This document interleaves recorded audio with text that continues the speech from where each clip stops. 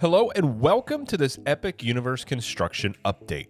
Things around Epic Universe are definitely in high gear and it's getting very busy around the park, as Universal announced on March 1st that official team member previews will be happening, and we will likely hear something very soon about when annual pass holder previews will begin as well. We also have the Epic Universe map that has been added to the Universal Orlando app, which is exciting as things get closer to opening day. And also on the app, we can see the potential that there are going to be virtual queues for the entrance portals in Epic Universe. Now, personally speaking, I do think this is more than likely for if these lands are at capacity, and if they cut off people going into these lands, they will open up the virtual queue, and then your number or name will be called to be able to enter the land once enough people have left.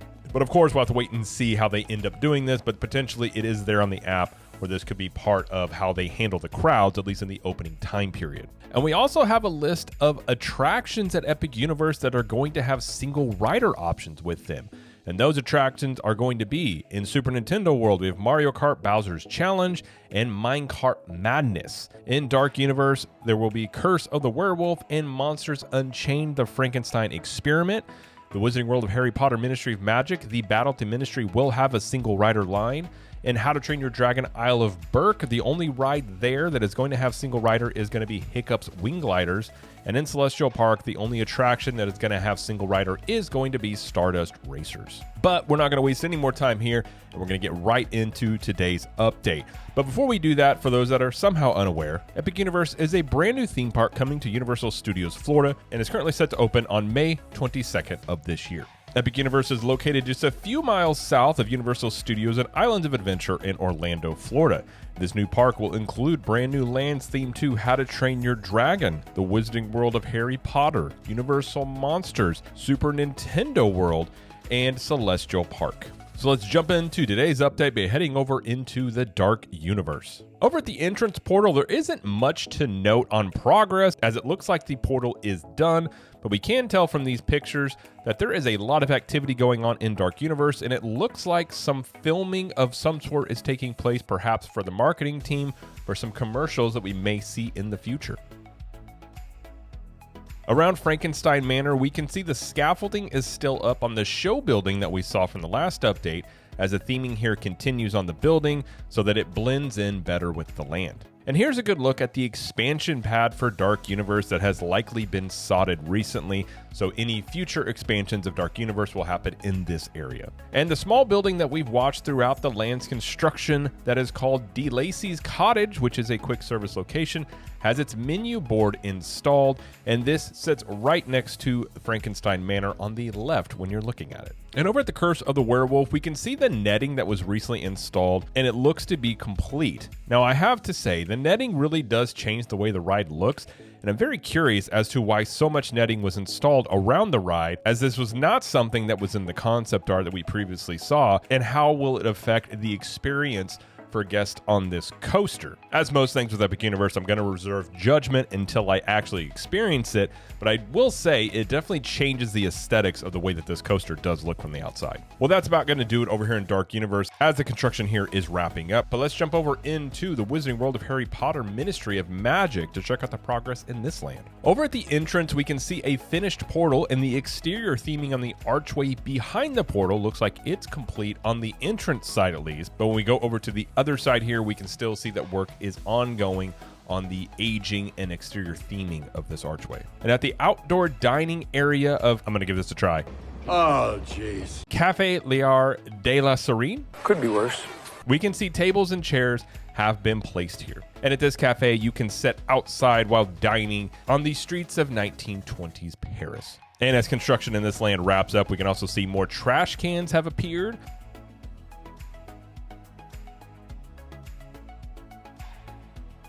And over at this structure in a courtyard in the land, it is still having work done on it, as overall work in the land is definitely wrapping up. And this is one of the last major construction projects in the land. And in this dark alley area of the land, we can get a good look at the different types of theming in here.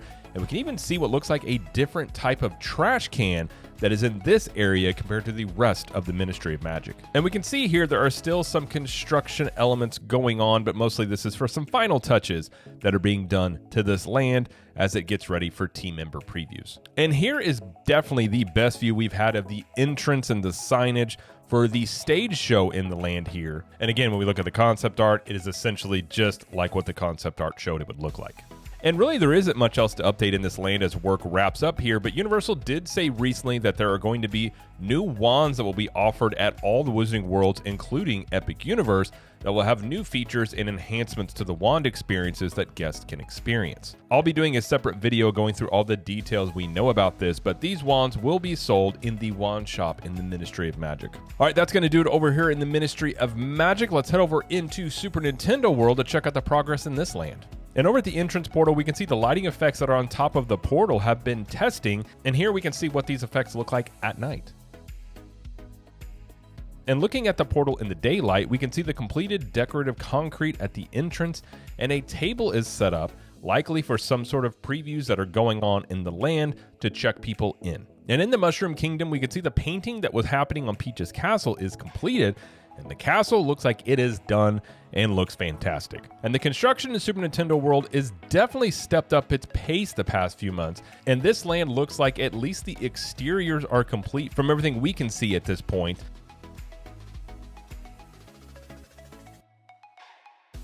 And along with team members participating in previews here, we can also see team members working in their Nintendo uniforms, which again is a very cool thing to see.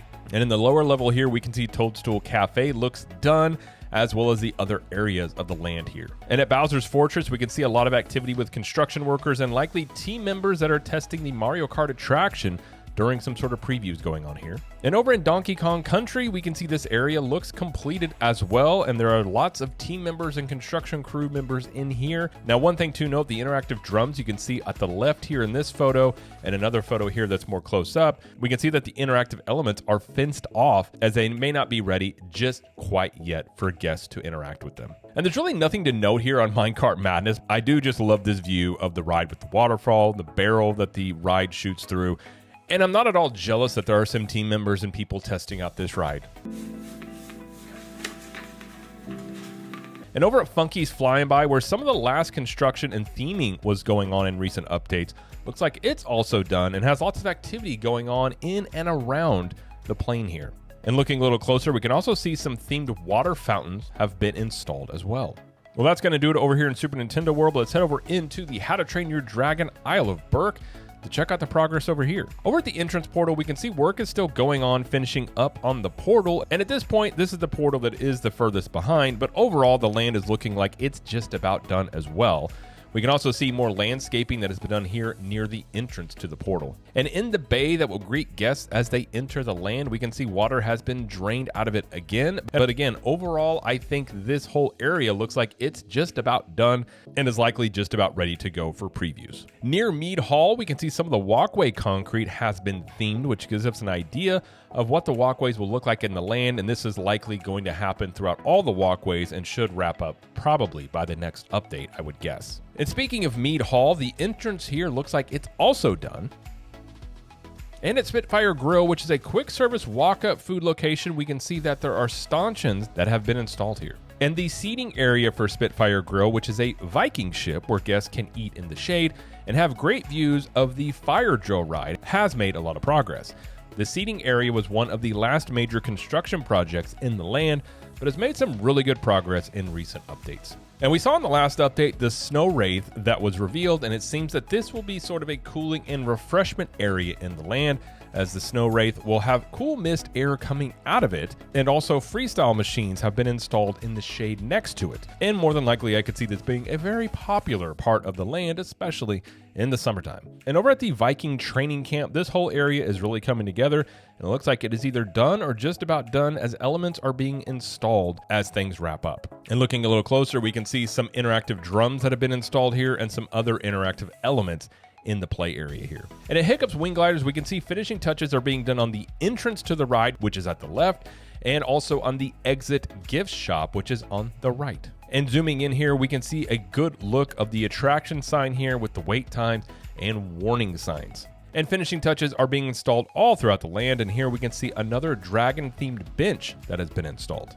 And recently on the Discover Universal podcast, one of the creatives behind the How to Train Your Dragon Isle of Berk came on there and revealed a few more details about that land. So if you want to know more details and a little bit about the creative process behind Isle of Berk, I'll link that video above and you can check that out at your leisure. All right, that's going to do it over here in the Isle of Berk. Let's head over into Celestial Park, which is definitely the land that has the most left to do in Epic Universe. The statue of Apollo in front of the Helios Grand Hotel is now finished and does look pretty fantastic. And we do know there will be a ceremony each day in the evening as the park goes from day to night involving Apollo and the Luna statue in the Luna Overlook near the entrance of the park.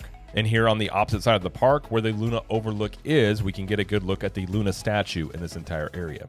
And here we can see some concierge buildings that have their signage installed, and these are to assist guests with issues, directions, and other issues that may come up during their visit. The Oaken Star Tavern signage has been installed, and some lighting effects on the building have been installed also.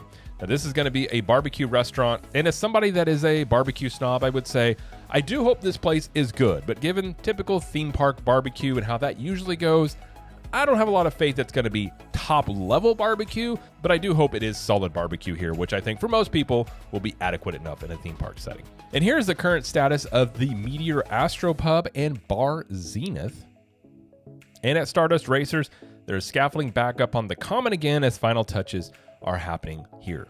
And Constellation Carousel is coming along and looks like it's almost finished, and we can see the sign for the ride is not quite done, but will probably be wrapped up by the next construction update. And again, compare this with the concept art, this whole area essentially looks just like it. And we haven't checked in on Helios much in the last few updates, but here are a few shots of the current status of this in-park hotel that will open with the theme park on May 22nd. We can see the bronze domes are done and the pool area looks like it is ready for guests. And the cascading water features that will run throughout Celestial Park look like they are just about ready to be filled in with water. And I have to say, I'm really excited to see how this land is going to look with the water features running and also what this land is going to look like at night.